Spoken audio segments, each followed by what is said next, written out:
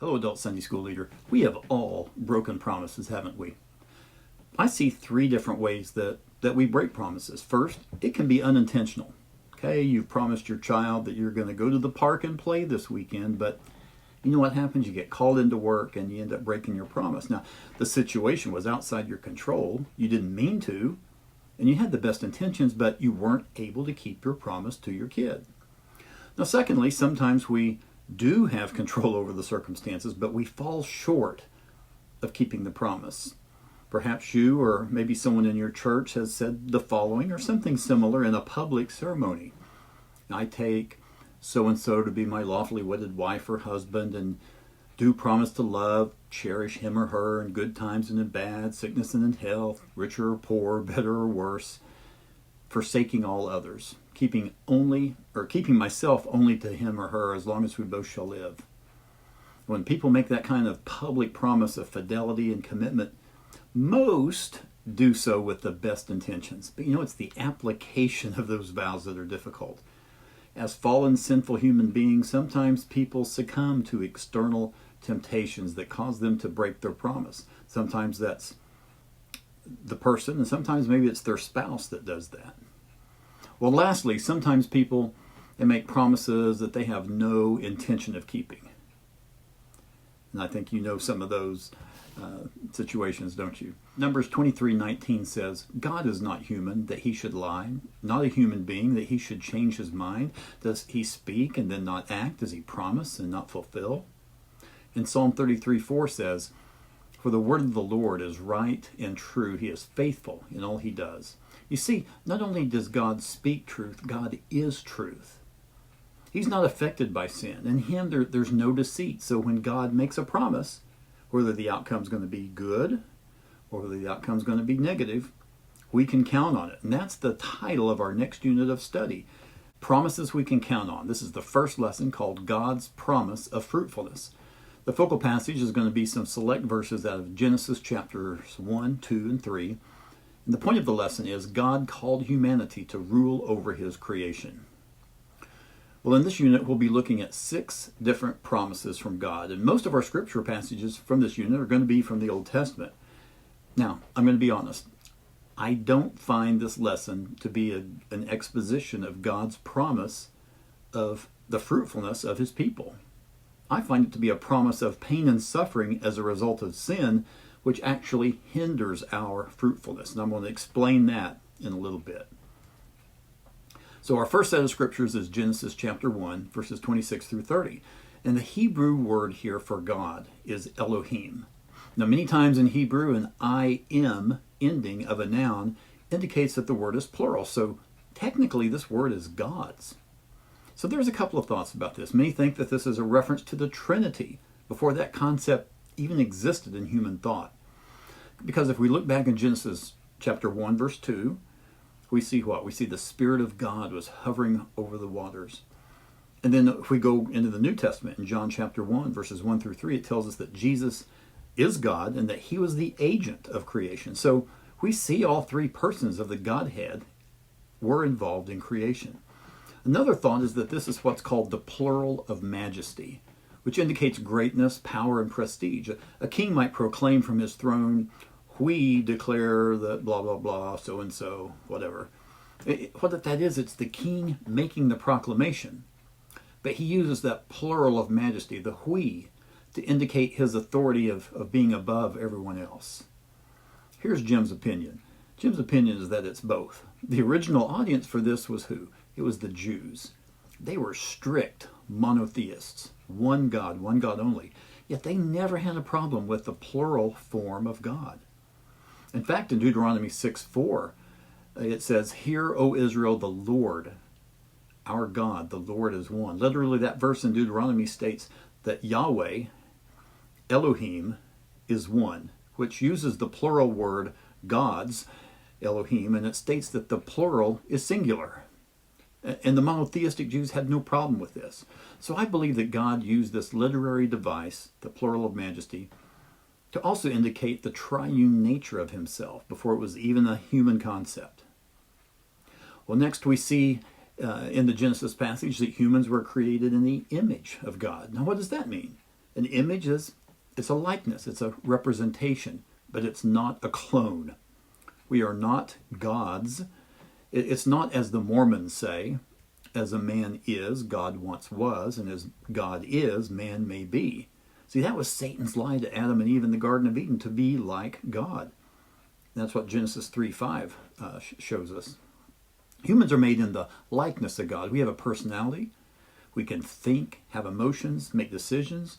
We have the capability to know and worship our Creator. We have a higher place in creation, even more so than the angels. And also mirroring God's dominion over all creation. We are called to have dominion over the earth and everything in it.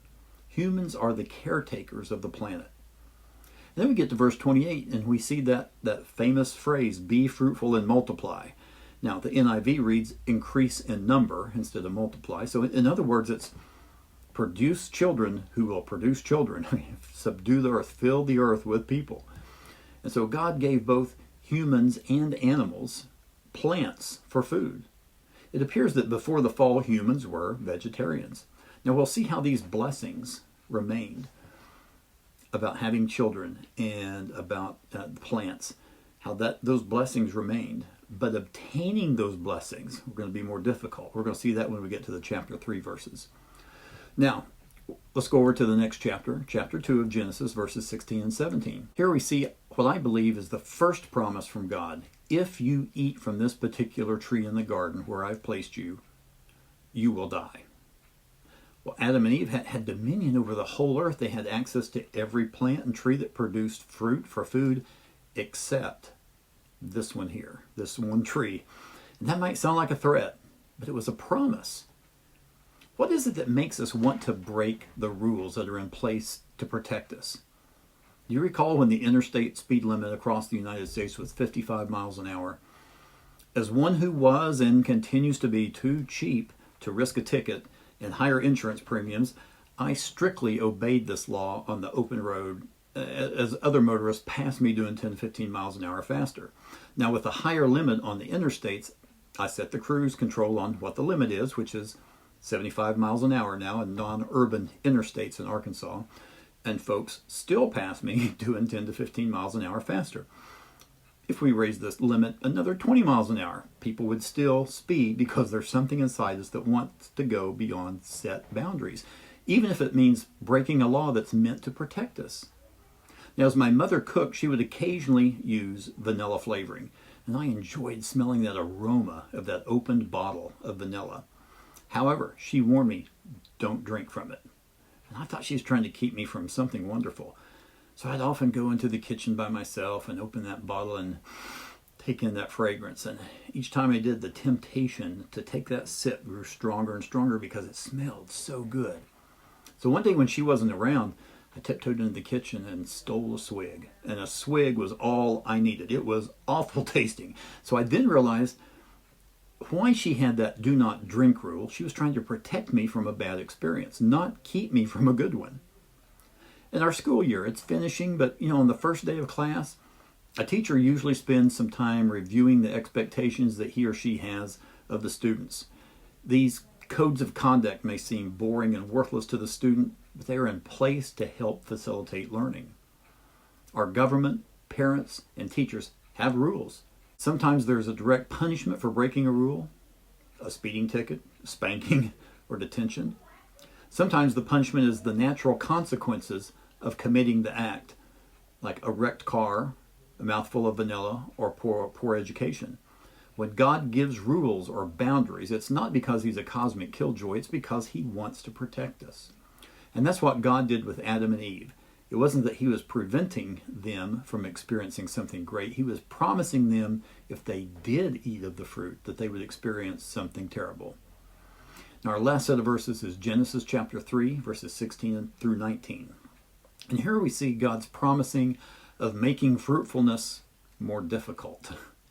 God said that he would increase the pain in childbirth. Part of the be fruitful and multiply command means having babies. So by increasing this pain, it's going to make having a baby not something you want to do every day or not even every 9 months.